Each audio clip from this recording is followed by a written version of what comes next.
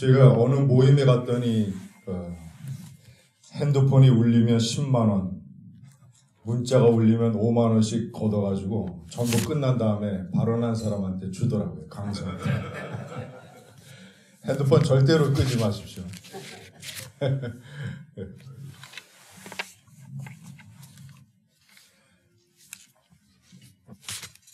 창립 취지문에서도 말씀을 들어 있습니다만은 저는 국가 파괴가 진행이 되고 있다고 생각합니다.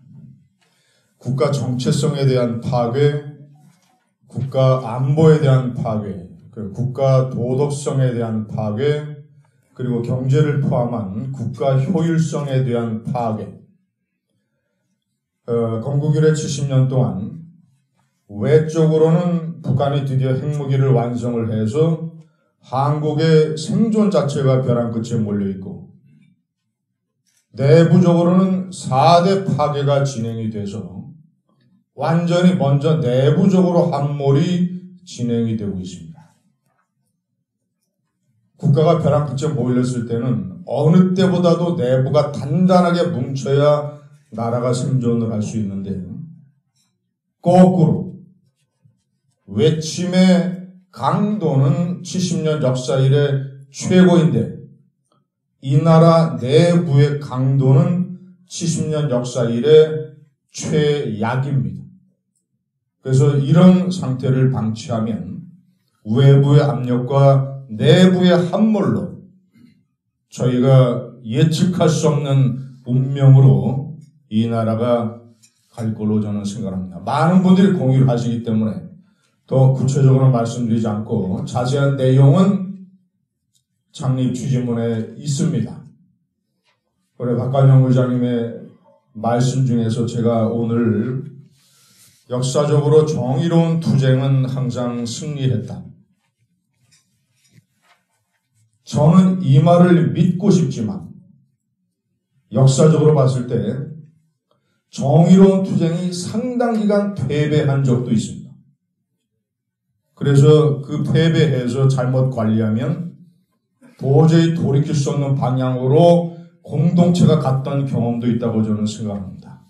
그래서 저는 기로라고 생각을 하고, 말씀을 마치면서 제 개인적인 생각을 하나만 말씀을 드리면, 이번에 저희 이 운동은, 제 생각은 과거에 1974년에 있었던 박정희 대통령, 물론 개발독재고 애국독재였지만 장기 집권에 대해서 항거했던 민주회복국민회의, 1987년 전두환 독재에 대해서 항거했던 민주헌법쟁취국민운동본부에 이어서 정신의 맥락으로 보자면 세 번째인데, 저는 그 정신은 단결과 투쟁과 저항권이라고 하는 정신은 승계가 되어야 되지만 여러 가지 양식과 방식과 이런 것들은 새로운 시대에 맞춰서 많은 변화가 있어야 된다고 생각합니다.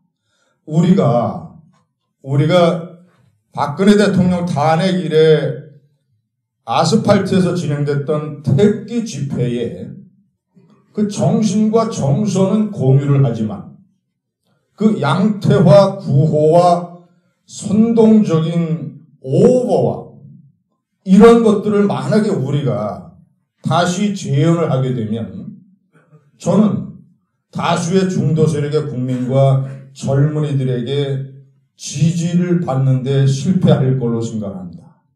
이 운동의 핵심은 제가 판단할 때는 우리 내부의 만족과 마스터베이션과 카타르시스가 아니라 과연 중도에 있는 국민들과 젊은 세대에게 우리가 호응을 얻느냐 못하느냐가 저는 관건이라고 생각합니다. 그래서 저는 개인적으로 앞으로 그런 주장을 많이 하겠지만 지금까지도 많이 해왔지만 우리가 박근혜 대통령의 탄핵이 사기 탄핵이다, 무효 탄핵이다, 탄핵 무효다, 이런 주장을 해서는 안 된다고 생각합니다.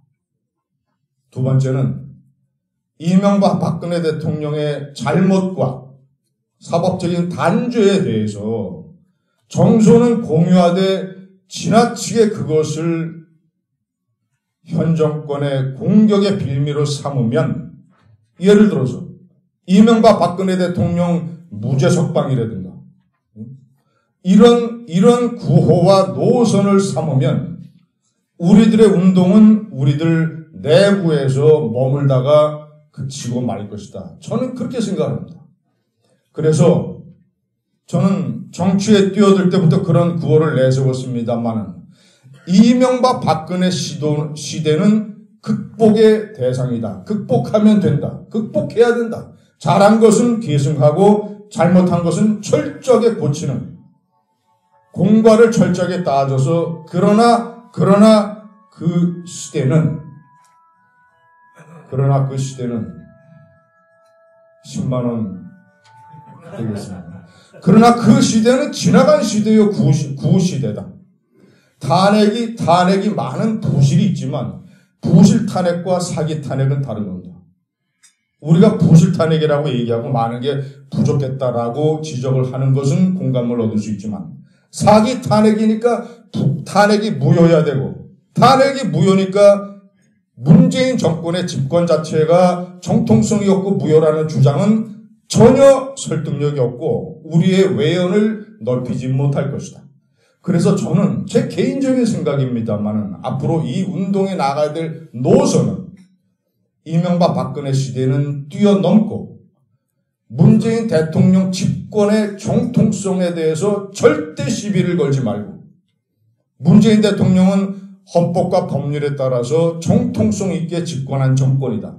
저는 그렇게 생각합니다. 그래서 정통성에 시비를 걸지 말고 다만 이제부터 모든 총력을 집권한 이후에 4대 국가 파괴를 저지르는 것에 대해서 규탄하고 투쟁하고 이 정권을 바꿔나가는 것. 그리고 문재인 정권 퇴진이라는 말도 우리가 절대 쉽게 해서는 안 된다.